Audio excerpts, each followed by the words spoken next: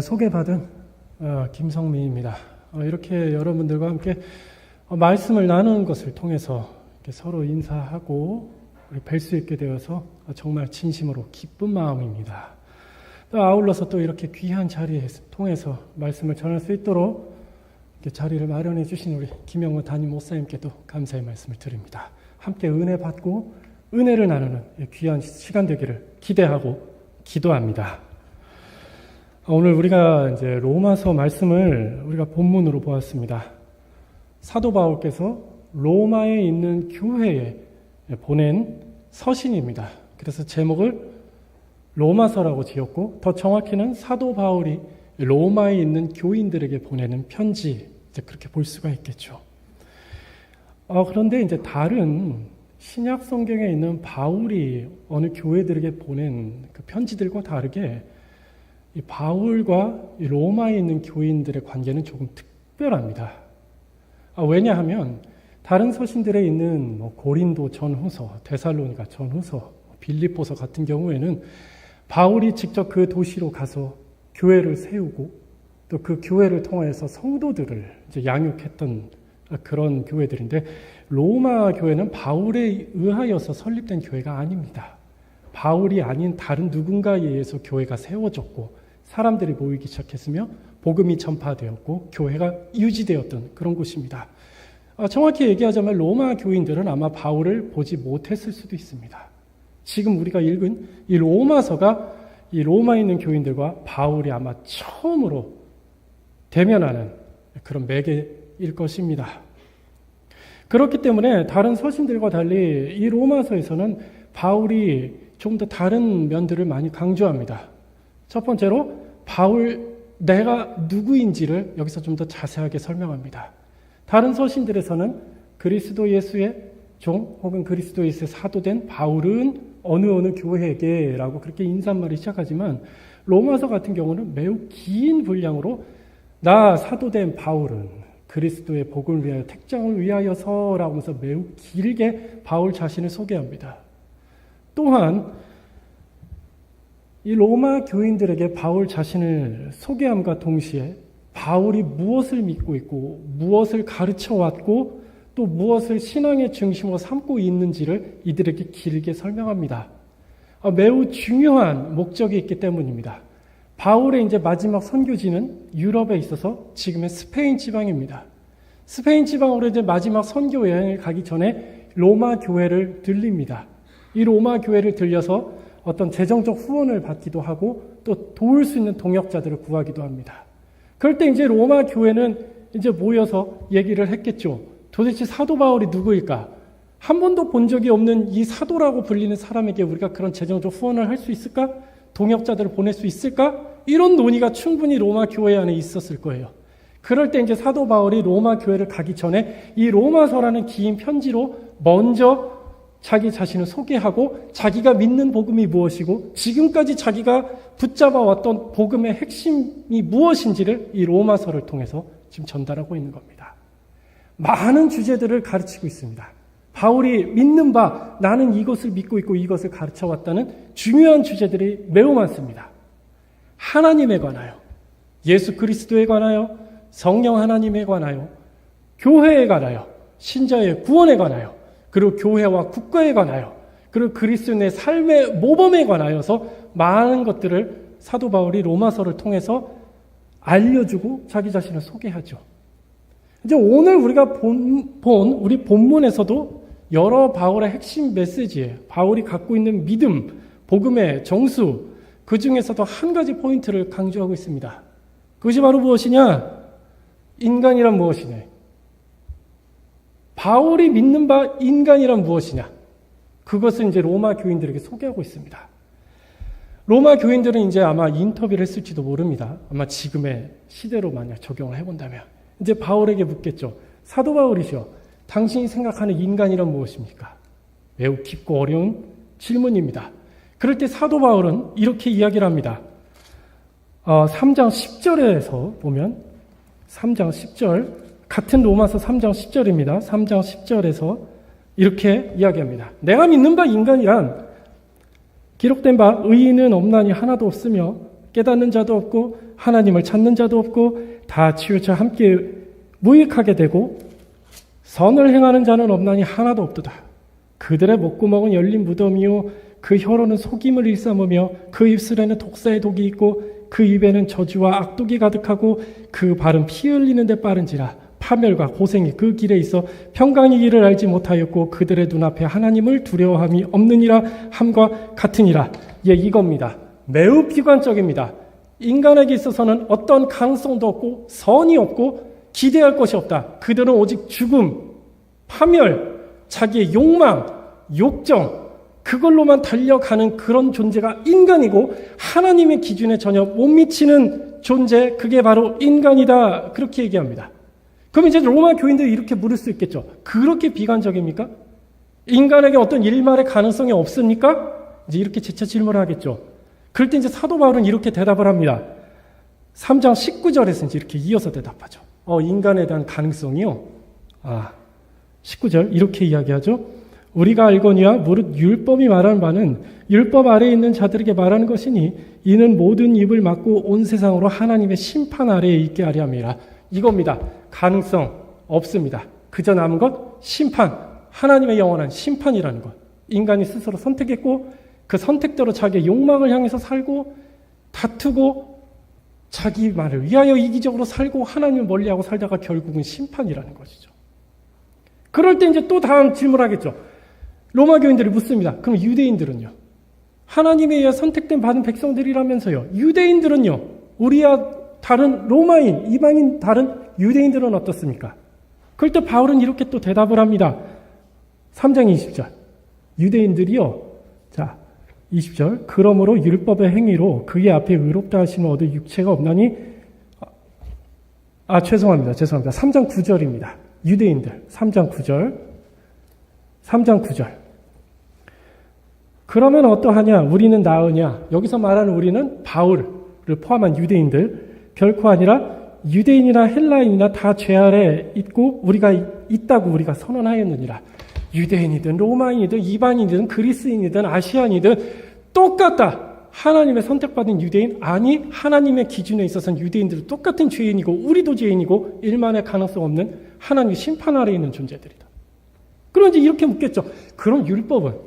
유대인들한테 율법 주셨잖아요. 그거 지키면 천국 간다면서요. 구원 받는다면서요. 율법은요? 그럴 때 이제 아까 제가 실수로 언급했던 3장 20절이 여기 있습니다. 율법이요. 유대인들에게 준 율법. 20절. 그러므로 율법의 행위로 그의 앞에 의롭다 하심을 얻을 육체가 없나니 율법으로는 죄를 깨달음이니라. 율법 지킨다고 구원을 얻는 게 아니라 율법을 하나하나 지키지도 못할 뿐인 인간의 연약함을 알고 하나님께 굴복할 수밖에 없는 게 율법의 정말 최고의 기능인데 유대인들은 그렇지 않았잖아요.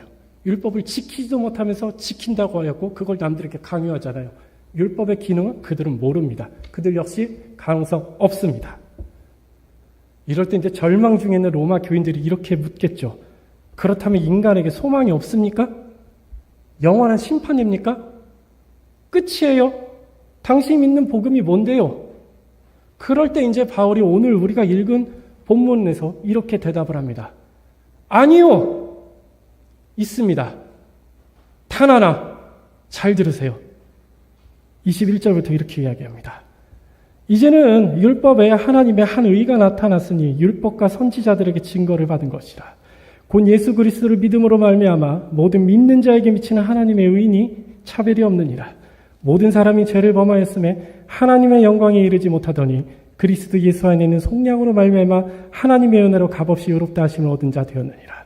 이 예수를 하나님이 그의 피로써 믿음으로 말미암아 한목제물로 세우셨으니 이는 하나님께서 길이 참으시는 중에 전에 지은 죄를 간과하심으로 자기의 의로우심을 나타내려 하심이니 곧 이때에 자기의 의로우심을 나타내사 자기도 의로우시며 또한 예수 믿는 자를 의롭다 하심이라. 결론은 하나 냈습니다. 인간이 의로워야 구원을 받을 수 있습니다. 그럼 어떻게 의로워질 수 있습니까? 무엇을 하면 됩니까? 사도 바울은 단호합니다. 아무것도 할 필요 없습니다. 오직 의로우신 하나님께서 자기의 의를 드러내시고 그 의를 드러내는 방법이 자기의 아들 예수 그리스도의 십자가에 못 박아 죽으셨고 그 죽은 자들을 위하여서 하나님께서 의를 베푸셨고 그 그 사람들에게 자기의 의로서 여기게 하여 주신다. 굉장히 복잡한 말입니다. 하지만 단 하나입니다.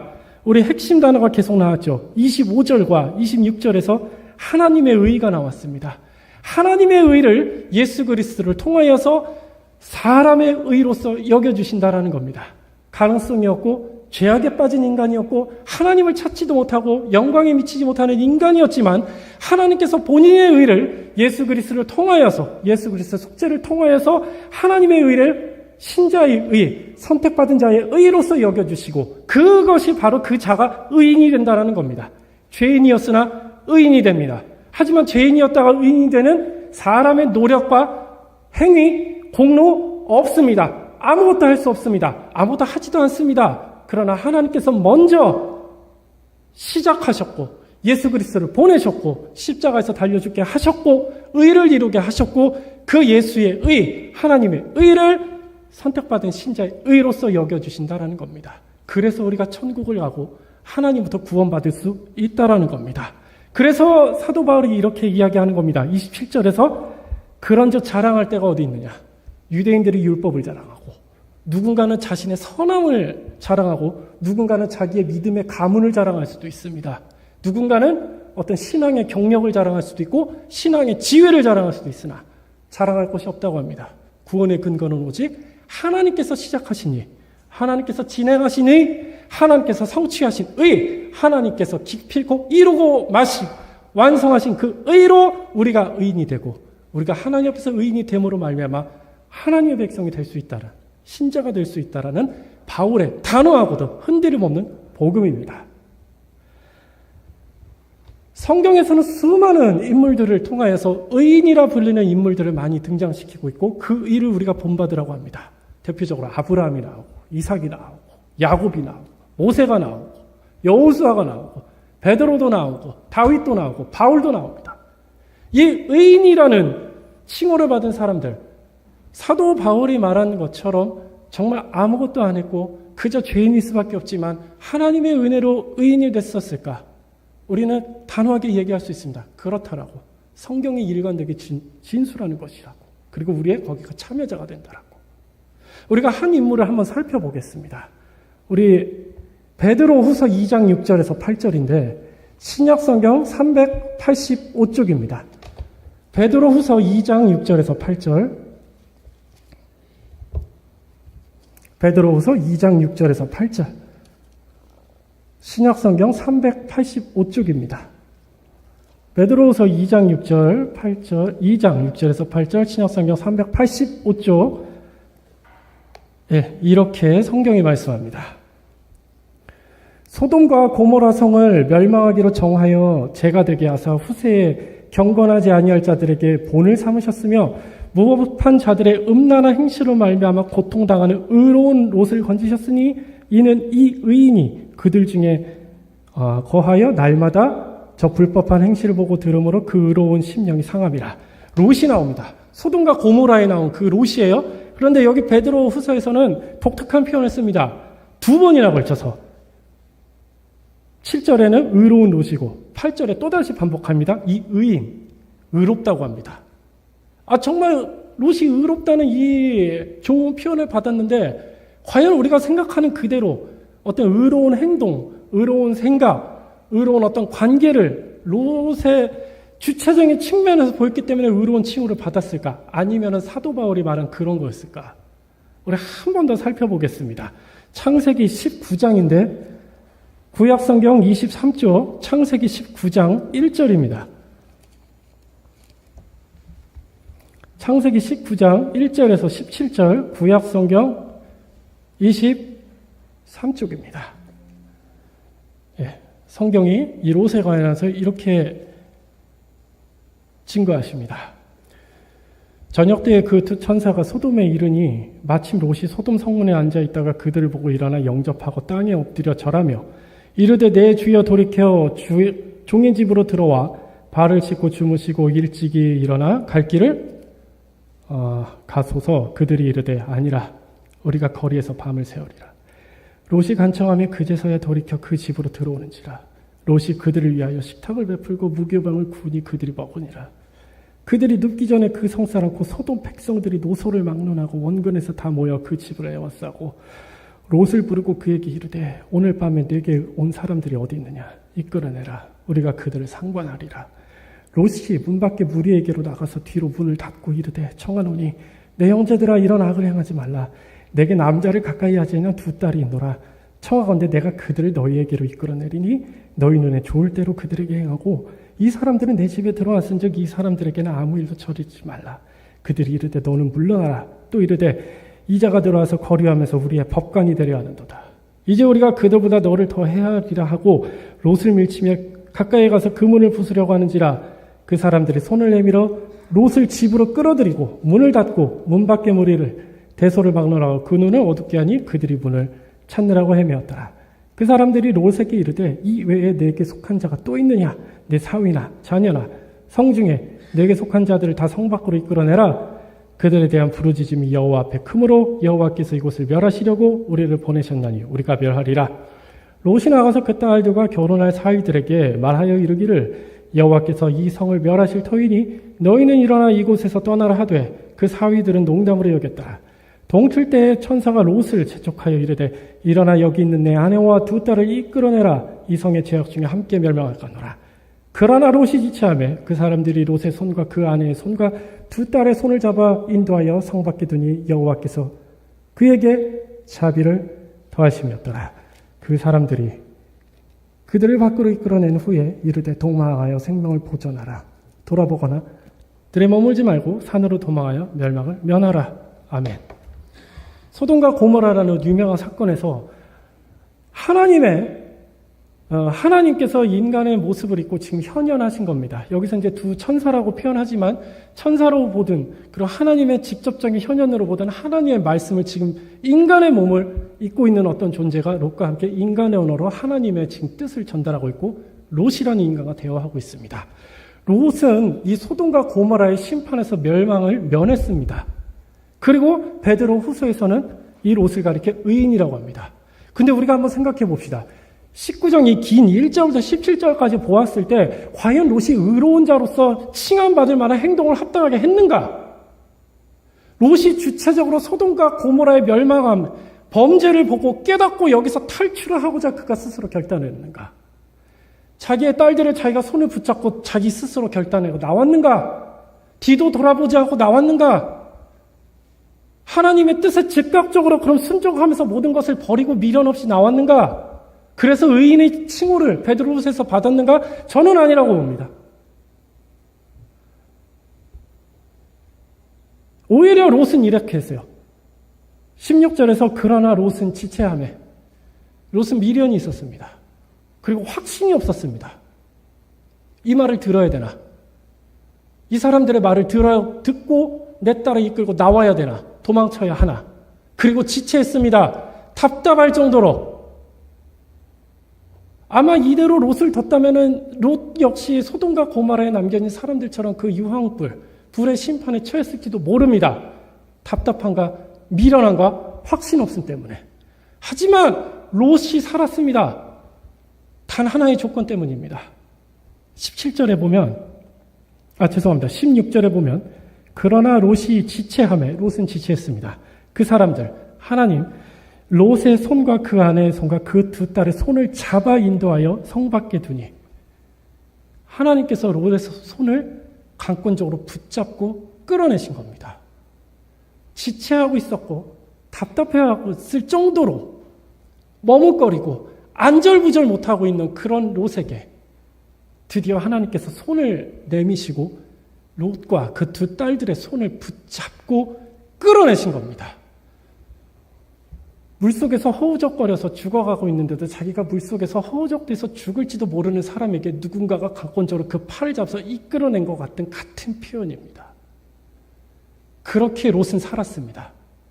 소돔과 고모라에 남겨진 이 죄악 많은 도시와 사람들은 불의 심판 가운데서 영원한 형벌을 받았지만 롯은 거기서 피하게 되었고 죽음을 면하게 되었고 이 불의 심판의 형벌에서 건져냄을 받았고 그로 인하여서 의인이란 칭호를 받았던 겁니다. 단 하나 살아났기 때문에 구원받았기 때문에 이 의인 의로운 롯이라고 베드로 후서에서 이야기한 것입니다. 하지만 그 단계가 있죠. 그가 살았을 때 그의 결단과 그의 주체적인 판단과 능력과 의지로 이루었을까요? 아니요. 창세기는 그렇게 얘기하지 않습니다. 오히려 하나님께서 그 손을 붙잡고 강제로 등을 떠밀면서 제발 도망가라고 떠밀다시피 해서 롯을 소돔과 고모라에서 건져내게 하신 겁니다.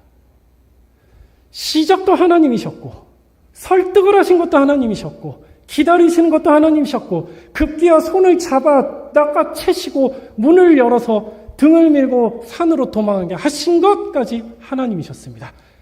롯의 구원에 있어서 시작과 진행과 완성은 모두 하나님으로 시작했고 모두 하나님으로 완성되었습니다. 롯의 자리가 없습니다. 롯의 결단과 의지는 찾아볼 수 없습니다. 오직 하나님뿐입니다. 그러함에도 그 롯이 의인으로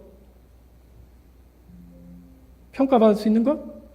의로우신 하나님께서 죄악 중에 있는 롯을 건져내시고 살리셨고 그리하여 그 의를 드러내셨기 때문에 그 동일한 의를 롯이 받았던 겁니다. 이것이 바울이 말한 우리의 구원입니다. 나의 선행과 나의 공로와 한마디로 말해서 어떤 조건으로 인하여서 하나님이 나를 구원하신 것이 아니라 하나님이 기뻐하시는 그 뜻과 선택하심과 그 의를 통하여서 나를 구원하셨고 그렇게 내가 의를 얻은 주님의 자녀요 주님의 신자가 되었다라는 것 그거 하나입니다. 흔들릴 수 없는 진리이고 흔들릴 수 없는 기독교 신앙의 핵심입니다. 결국은 우리가 무조건적으로 하나님을 우리를 선택하셨다는 겁니다. 롯과 똑같습니다. 다른 사람 보지 마시고 내 자신을 보십시오. 답답합니다. 결단도 못합니다. 늘 실패합니다. 하나님을 알지도 못합니다. 하나님을 향한 신화보다 내 욕망이 더 큽니다. 화평보다는 다툼이 더 큽니다. 불평이 더 많습니다. 어렸을 때부터 우리가 태어났을 때부터 우리가 죽을 때까지 우리가 겪어야 되는 우리의 욕망입니다. 죄의 정욕입니다. 우리의 일생입니다. 그리고 바울이 말한 대로 그 끝은 영원한 심판입니다. 그렇지만 하나님께서 우리를 선택하신 것 조건 없이 우리의 욕망과 정욕을 보는 것이 아니라 하나님께서 예수 그리스도를 통해서 그 이룬 의를 나에게 주었고 그 의 때문에 내가 의인이 되었다는 그 사실 하나만으로 우리를 의인이자 하나님의 자녀이자 백성으로 삼아주신 것입니다. 자랑할 데가 없습니다. 로마에 있는 교인들도 그랬고 사도 바울도 그랬고 베드로 후서와 창세기에서 말씀한 롯과 그의 가족들 역시 똑같습니다. 하나님께서 우리의 손을 붙잡고 죄악 중에서 건지신 겁니다. 하나님께서 여러분의 손을 붙잡고 등을 떠미셔서 살아있는 하나님의 나라로서 밀쳐내신 것이고 우리는 거기로 갔을 뿐입니다. 믿었을 뿐입니다. 그 하나님의 믿음, 하나님께서 우리에게 주신 믿음으로 지금 이 자리에 서 있고 믿음을 지켜갖고 있고 무조건적인 하나님의 선택과 사랑으로서 우리가 하나님을 믿고 의지하고 지금도 신자로서 싸워가고 있는 거겠죠. 자, 무조건적으로 우리를 선택하신 하나님의 의, 하나님의 은혜. 그럼 우리 신자로서 어떻게 될까? 그럼 우린 가만히 있어야 될까? 그저 그럼 가만히 있으면 되는 겁니까? 아니죠. 의인이 됐잖아요. 그러면 의인으로서 살아야 되겠죠. 그럼 어떻게 하나님을 의인으로서 섬기고 살고 믿어야 됩니까? 답은 간단합니다. 무조건적으로 하나님을 우리가 사랑하셔서 선택하시고 구원하셨으니 우리 역시 무조건적으로 하나님을 사랑하고 믿고 의지하는 것뿐입니다. 무조건적인 사랑을 우리에게 보이셨고 그 무조건적인 사랑을 우리도 하나님께 보여드리고 기대하는 거겠죠. 그럼 어떻게 할까? 또 우리 선지자께서 이렇게 또 아름다운 말씀을 주셨습니다. 우리 하박국서가 있는데 구약 성경에 1305쪽입니다. 하박국 3장 17절 18절 구약 성경 1305쪽에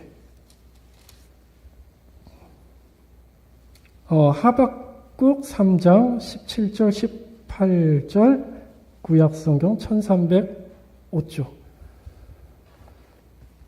우리를 향한 하나님의 사랑에 대한 무조건적인 고백이 이렇다라고 이제 증거하시죠. 17절에 비록 무화과 나무가 무성하지 못하며 포도나무에 열매가 없으며 감람나무에 소출이 없으며 밭에 먹을 것이 없으며 우리의 양이 없으며 외양간에 소가 없을지라도 나는 여호와로 말미암아 즐거워하며 나의 구원의 하나님으로 말미암아 기뻐하리로다. 아멘. 우리의 인간의 본성의 성정 때문에 한계입니다. 우리가 하나님을 사랑한다 하지만 가끔 우리가 이 인간의 본성 때문에 조건을 걸기도 합니다. 하나님에 대한 사랑에 대해서. 내가 이렇게 했으니까 하나님께서 이거 해주시지 않을까라는 기대를 갖고 있죠. 내가 이러한 것들을 지금까지 해왔고 이렇게까지 뭘 했으니까 하나님이 이쁘게 봐주시고 이거라도 해주시지 않을까? 저도 그렇습니다.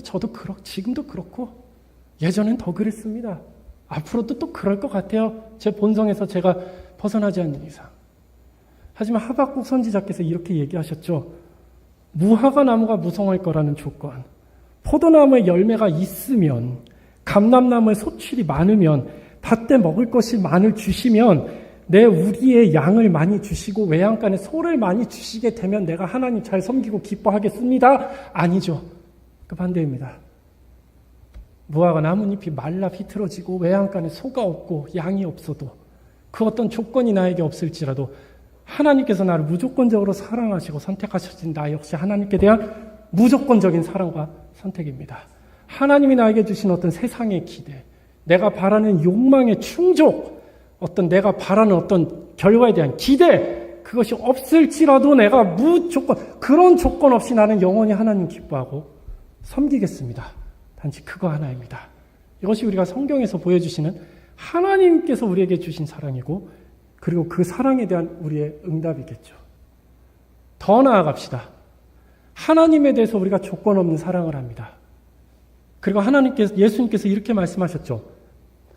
율법의 강령, 성경의 핵심은 내 하나님을 사랑하고 내 이웃을 사랑하라고. 하나님 우리가 무조건적으로 사랑했으니 이제는 우리가 눈을 더 넓힙니다. 내 이웃에 대하여서도 우리는 똑같이 무조건적인 사랑을 펼치는 그런 자가 되는 겁니다. 우리의 가족에게 있어서 내가 기대를 하고 조건을 걸어서 사랑하지 말자는 겁니다. 내 교회 교우들에게 있어서 내가 어떤 조건을 걸고 기대를 걸고 사랑하자는 게 아닙니다. 내 동료 혹은 나의 어떤 인척들, 내가 주위에 있는 이웃들, 어떤 내 욕망의 기대를 걸고 저 사람들을 대하는 게 아니라 나의 기대에 못 미치는 언행과 행동들을 할지라도 내가 이해 못하는 어떤 발언들과 어떤 행동이 나에게 있을지라도 나의 그들에 대한 대함의 기본은 무조건적입니다. 저 사람이 나한테 이래야 나는 저 사람에게 호의를 베풀어 줄 거다. 저 사람이 나는 이렇게 대해줬으니까 저 사람도 나한테 이렇게 대해줘야 된다라는 어떤 우리의 기본 전제나 공식이 없다라는 거죠.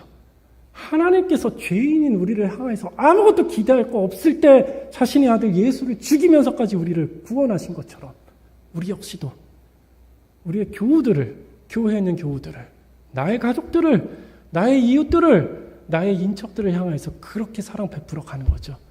무조건적인 사랑이 하나님께로도 가고 나의 무조건적인 사랑이 나의 이웃에게로 가는 거겠죠.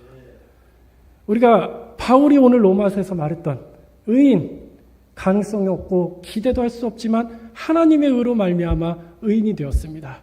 이제 그 의인의 고백은 무조건적인 사랑에 대한 응답, 동일하게 하나님에 대한 사랑의 응답이고 그것이 더 확장되어서 우리의 이웃들, 나의 옆에 있는 자들에게도 향하는 것입니다. 무조건적으로 우리 사랑합시다. 우리의 자녀들도 무조건적으로 사랑하고 우리의 부모들도 무조건적으로 사랑합시다. 부모에게 조건을 걸고 사랑하는 자녀들 많이 있습니다. 자녀들에게도 조건을 걸고 사랑을 표현하는 부모들도 많이 있습니다.